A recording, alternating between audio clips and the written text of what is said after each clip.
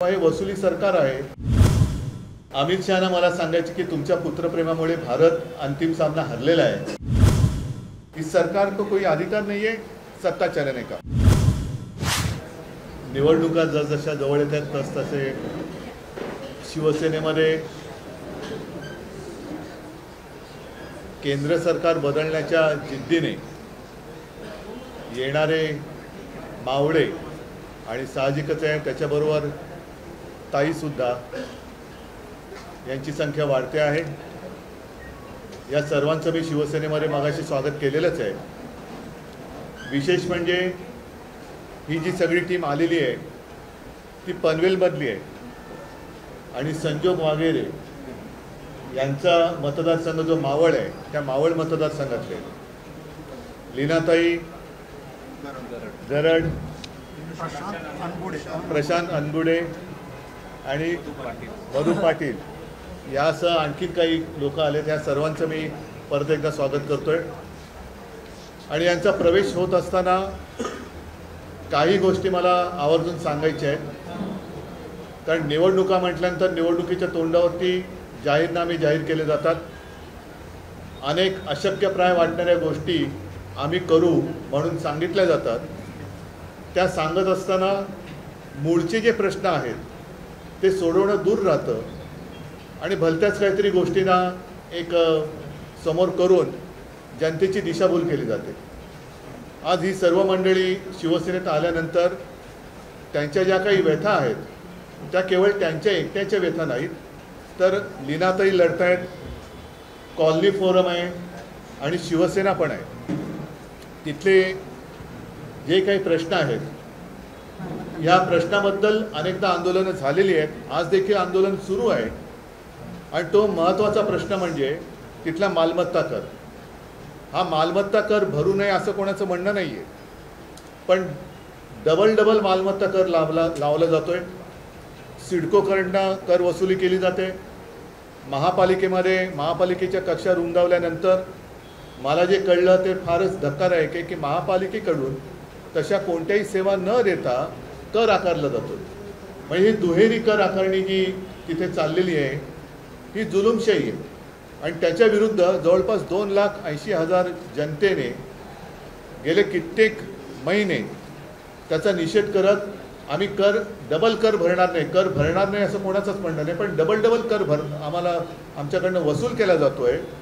आणि हा कर एका बाजूला जुलूम जबरदस्तीने वसूल करताना खास करून लोडांचं जे प्रोजेक्ट आहे कल्याण डोंबिवलीमध्ये, काय त्याचं नाव, पलावा सिटी, त्यांना मात्र करमुक्ती केलेली आहे। तर हा जो काही ही जी काही विषमता आहे त्या विषमतेबद्दल तिथले नागरिक हे सातत्याने आवाज उठवत आहेत। आणि मी आज त्यांना सांगितलं की ज्याप्रमाणे मुंबई महापालिकेची 2017ची निवडणूक लढवताना मी मुंबईकरांना वचन दिलं होतं की 500 स्क्वेअर फुटापर्यंत ज्यांची मालमत्ता आहे त्यांना मालमत्ता कर आम्ही रद्द करू, तो मी करून दाखवला। तसंच आपलं सरकार केंद्रात आणि राज्यात आल्यानंतर हा जो काही दुहेरी कराचा फटका आहे ह्या कराच्या फटक्यातून आम्ही तुम्हाला सोडवल्याशिवाय राहणार नाही। आणि मला खात्री आहे की तिकडे जे काही नागरिक आहेत त्यांना हा एक मोठा दिलासा असेल। परत एकदा सांगतो की कर भरणार नाही अशी कोणाची भूमिका नाही, पण कारण नसताना डबल कर जो आमच्याकडनं वसूल केला जातोय तो वसुली करणं किंवा हे वसुली सरकार आहे त्या वसुली सरकारचा हा कर आकारणीचा जो काही एक विचित्र प्रकार आहे तो मात्र आम्ही नक्की थांबवू, हे वचन आज मी या आपल्या माध्यमातून तिथल्या सर्व नागरिकांना देतो। ठीक आहे ना। आणखीन बाकी या सगळ्यांचं स्वागत आहे। आजपर्यंत हा जो काही मावळ मतदारसंघ आहे तो मावळ मतदारसंघ जेव्हापासून निर्माण झाला तेव्हापासून सातत्याने शिवसेनेचं प्राबल्य इथे राहिलेलं आहे। आज संजोग वागेरेंसारखा एक लढवय्या तिकडे उमेदवार पूर्ण ताकदीनिशी लढतो आहे। संपूर्ण मावळातली शिवसेना ही त्यांच्यासोबत आहेच, त्यांचे पूर्वीचे सुद्धा सहकारी त्यांच्यासोबत आहे। आणि आज नवीन ताकद ही खास करून पनवेलमधनं आम्हाला मिळालेली आहे। पनवेलमध्ये थोडंसं जे काही एक आम्ही मागे राहत होतो ते आता मागे तर राहणार नाही, पण प्रतिस्पर्ध्यापेक्षा पनवेलमध्येच 4 पावलं आम्ही पुढे गेल्याशिवाय राहणार नाही ही मला खात्री आहे। भाजपने काल त्यांचा जाहीरनामा प्रसिद्ध केलेला आहे, आपली काय त्यावर टिप्पणी? असं 2014ला पण केला होता, 19ला केला. ते आता फक्त जाहीरनामे प्रसिद्ध करत राहतील, कारण या निवडणुकीनंतर भाजपा सत्तेत काही येणार नाही आहे. त्याच्यामुळे त्यांना काही वाटेल ते बोलण्याचा अधिकार आहे आणि तो वाटेल ते बोलण्याचा अधिकार कायम राहावा म्हणून आम्ही लोकशाही वाचवण्यासाठी निवडणूक लढवतो. अमित शाह यांनी टीका केलेली आहे की राष्ट्रवादी आणि शिवसेना ही आम्ही फोडलेली नाही, तर शिवसेना ही पुत्रप्रेमामुळे फुटली आणि राष्ट्रवादी ही पुत्रीप्रेमामुळे फुटली असं अमित शहाना मला सांगायचे की तुमच्या पुत्रप्रेमामुळे भारत अंतिम सामना हरलेला आहे. त्याच्यामुळे तसं पुत्रप्रेम काही मी दाखवलेलं नाही. पण आता अमित शहाचं नेमकं पक्षातलं स्थान, कारण त्यांच्याकडे अध्यक्ष वेगळे आहेत. अध्यक्षांना किती अधिकार आहेत हे अध्यक्षच सांगू शकतील. पण अमित शहाना सांगायचं आहे की तुम्ही जेव्हा ह्या गोष्टी बोलता तेव्हा तुमचे जे चेले चपाटे आहेत त्यांना एकवाक्यता असू द्या त्यांच्या आणि तुमच्या बोलण्यात.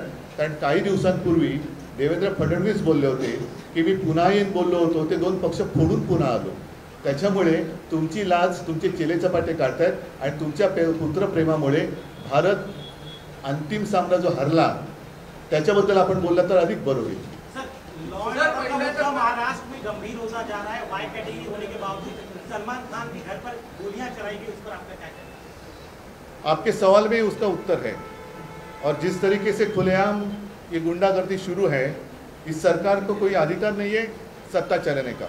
एक तो हम कहते कि ज्याला मराठीत घटनाबाह्य सरकार म्हणतो, तसं घटनाबाह्य सरकार आज सत्ता चला रही है और इनमें कोई ताकत नहीं है कि गुंडागर्दी कोई भी कहीं भी जाकर क्या गोलीबार करता कुछ भी कर रहे हैं और इनमें हिम्मत नहीं है उनको रोकने की. सिर्फ इतना कहना ठीक है की कोणी जरी असला तरी कायदा हातात घेऊन देणार नाही. अरे तो पहिला कोण आहे, आला कसा, ऐसी गोलीबारी करके जा कैसे सकता है. मतलब इनका कोई ध्यान राज्य पर नहीं है. कोई भी कुछ भी कर सकता है और तो भी इनको वोट चाहिए. शर्मनाक बात है.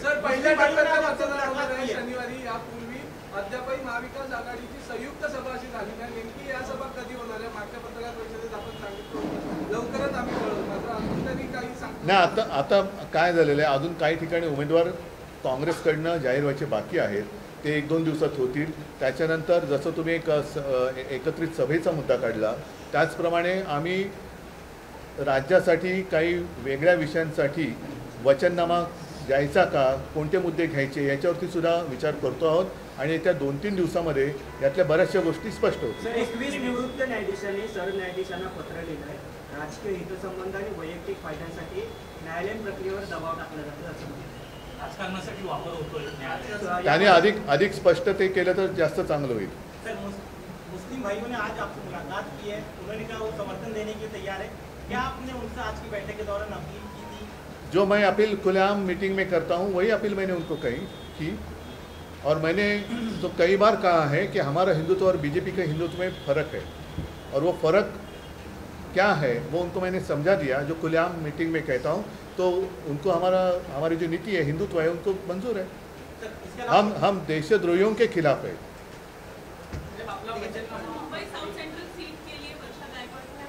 तो विषय संपलेला आहे. नाही वो मुद्दा खतम आहे. परंतु साहेब सांगलीमध्ये आता विशाल पाटील जे आहेत ते बंडखोरी करून अपक्ष उभं राहत आहेत, त्याचा तुम्ही काय बघा, प्रत्येक पक्षाचं नेतृत्व हे खंबीर असायला लागतं आणि नेतृत्व खंबीर असल्यानंतर त्यांनी त्यांच्या कार्यकर्त्यांना सांगायला पाहिजे की आपण जेव्हा आघाडी करतो, जेव्हा आपण युती करतो तेव्हा काही वेळेला या गोष्टी देण्या घेण्याच्या जागांच्या बाबतीत कराव्या लागतात. जसं आम्ही कोल्हापूर जिंकलेली सीट त्यांना दिली, रामटेक ही तर आम्ही गेल्या कित्येक वेळेला जिंकलेली सीट 4दा-5दा जिंकलेली सीट ही त्यांना दिली. अमरावती गेल्या वेळेला हरलो होतो, अन्यथा ती सुद्धा जिंकणारी सीट दिली. आम्ही का दिली? कारण आम्हाला सरकार बदलायचे. तर सरकार बदलायचं असेल तर कोल्हापूर तुम्ही लढतात आणि ठीक आहे, आमचे कोल्हापूरमध्ये सगळे कार्यकर्ते कामालाही लागले, सांगलीमध्ये सुद्धा आमचे कार्यकर्ते कामाला लागले, राष्ट्रवादीचे कामाला लागले, काँग्रेसचे पण बरेचसे कामाला लागलेले आहेत. एका-दोघांची कोणाची काही महत्त्वाकांक्षा असेल तर पक्षाने ती पुरी करायला पक्ष समर्थ असतात. ठीक आहे, चला. मात्र सर्व पक्षीय नेते हे प्रचारात व्यस्त आहेत, राजकीय मुद्दे पुढे येत आहेत, मात्र कोणी बांधावर जात नाही किंवा शेतकऱ्यांचे हाल पुसत नाही. गेल्या काही दिवसांपासून अवकाळी पाऊस सुरू आहे.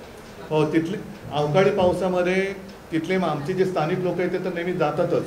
त्याच्याप्रमाणे आजही केलेले आहेत. मुळामध्ये इतर वेळेला पंतप्रधान जे प्रचाराला येतात, अमित शहा काल तिकडे येऊन आम्ही पक्ष फोडल्याने बिडल्याने बोलण्यापेक्षा जर ते त्यांना भेटायला गेले असते तर लोकांना अधिक बरं वाटलं असतं. ठीक आहे, चलो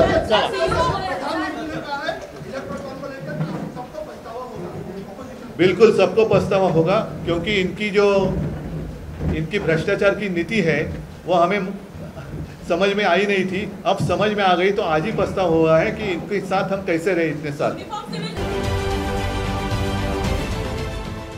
देश विदेशातील प्रत्येक घडामोडींचे लाईव्ह अपडेट मिळवण्यासाठी आता साम टीव्हीच्या सर्व सोशल मीडिया प्लॅटफॉर्मला लाईक, फॉलो आणि सबस्क्राईब करा.